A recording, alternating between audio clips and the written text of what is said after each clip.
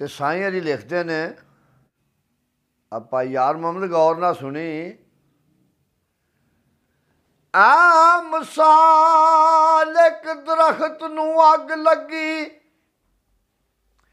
और छोले टहनियां पत जला रहे ने, चोटी उस दी बैठ के चंद पंछी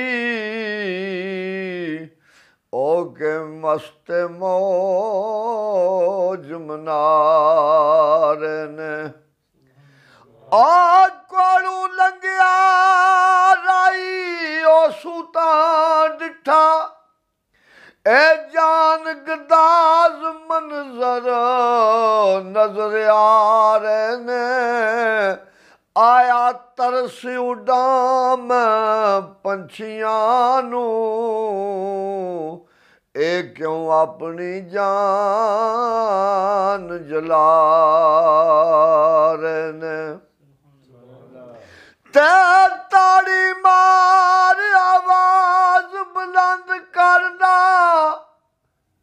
ओ पंछियो ऐस तू हिल जाओ, एठू ऐस दरख्त नू अग लगी,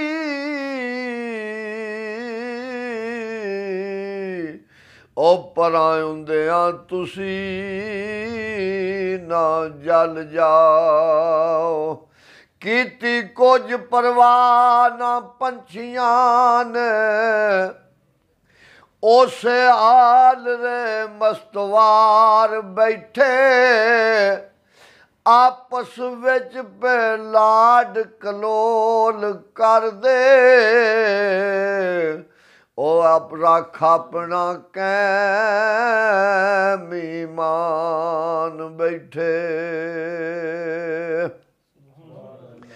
तेरा वेख के बड़ा परेशान होया, ओ केड़े शुगल विच अनुसार बैठे, वेखण सामने रुख नू अग लगी,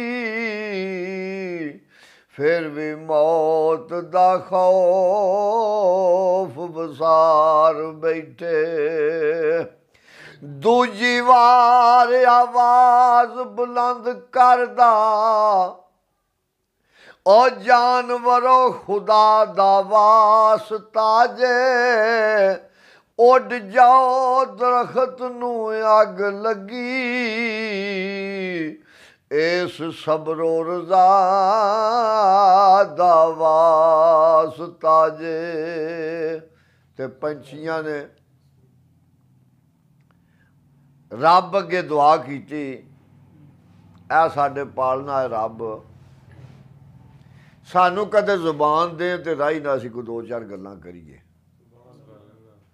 ते दित्ती रब जुबान चा पंछियां नू, ओ सबे बोल दे असां उडाना ही, इस रुख उत्ते मुद्दता मौज माणी, आए कोई तकलीफ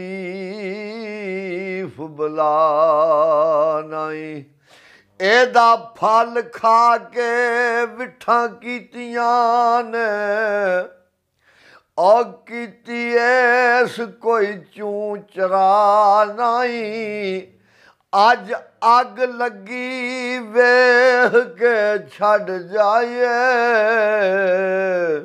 ओ साडे जा कोई बेवफा नहीं।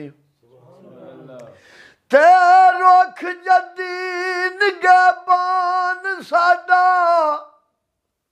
ओ छावां माणियां ने ताज़ा फल खा के, जिथे जिंदगी नाल आराम लंगी, ओए अज नस जाइए मौतू चल खा के। ते पंछी आंदे ने, आ राजा अपना रास संभाल बीबा, असा नहीं परवाज रुआ करनी, फदायो के ओए असां अपनी जान फदा करनी। ए लख वारी वफादार बनया ओ सानू पई एक वफा करनी। अकल मंदियां नू ठोकर मार के दे ओए अज इश्क नमाज अदा करनी। ते वफादारियां दा एक माल शेवा ओ सुख वेखे ने दुख भी चल जाए। जिंदा रहे सरदार ते जिंदगी ए जले ते नाल जल जाए।